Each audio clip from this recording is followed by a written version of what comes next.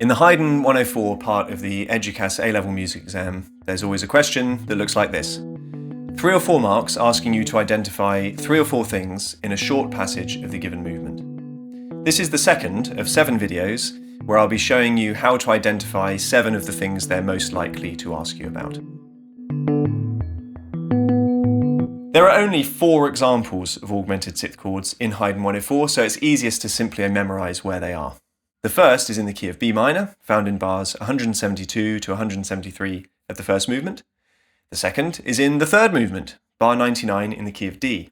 There are then 2 examples in movement 4, in bar 154 in B minor and bars 183 to 184 in F sharp minor. So there you have it. Memorise those and you'll be ready for any exam questions relating to augmented 6th chords or any questions asking you about harmony that covers the bars where those appear. Now let's take a look at how those chords actually work. Augmented 6th chords are predominant chords. That just means that they are usually found right before dominant chords. They're chromatic, so they'll always contain a note that isn't found in the key scale, and this note will usually appear as an accidental in the score. They contain either 3 or 4 notes, but we're only going to worry about 2 of them.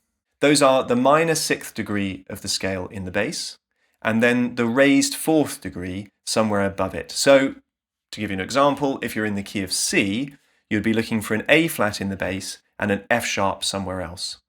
These 2 notes are an augmented 6th apart, so that's where the chord gets its name from. Don't confuse this chord with an augmented triad. That's a different use of the same word. These 2 notes are expected to resolve in a particular way. The bass resolves down by a minor second, while the other voice resolves up by a minor second. Both of the voices will then land on the dominant, giving this chord a very strong predominant function. One last detail before we look at any examples from Haydn. There are many different types of augmented 6th chord, the most common being the so-called Italian, French and German. All of them have in common the details that we've just looked at, and those different names are just referring to the other notes that are included in the chord. You don't need to worry about those at all. At A level, you're never going to be expected to differentiate between them, so just don't worry about it. The first example from Haydn appears in the development section of the first movement. In the key of B minor, in bars 172 to 173, we find the 6th degree of the scale, this time that's a G, in the bass. The raised 4th degree, so that's an E sharp, in the violas, second violins, the first oboe, and briefly in the flutes. Both voices resolve outwards onto F sharp, the dominant of B minor. This is a textbook example. The second example is found in the link passage of the minuet and trio. That's the third movement.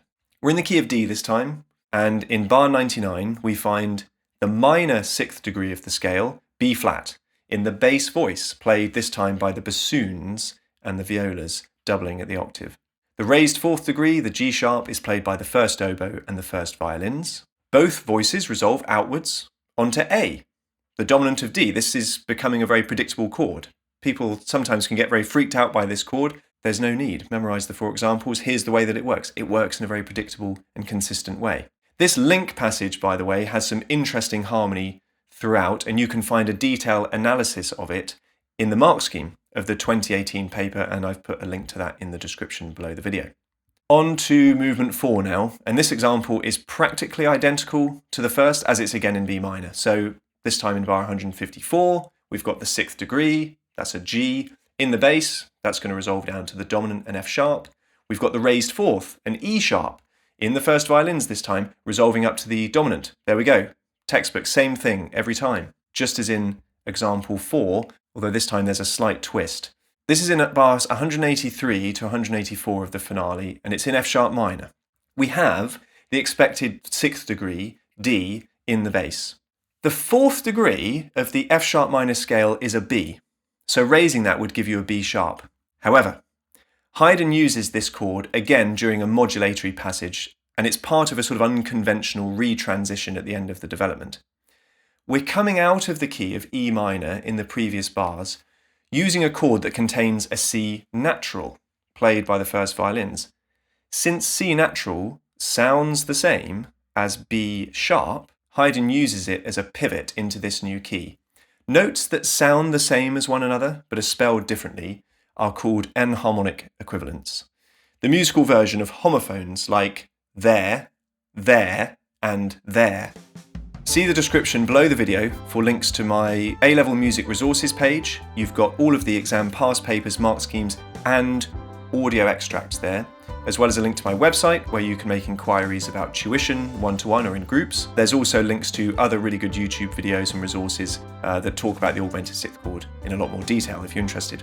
If you found this useful, please consider liking and subscribing.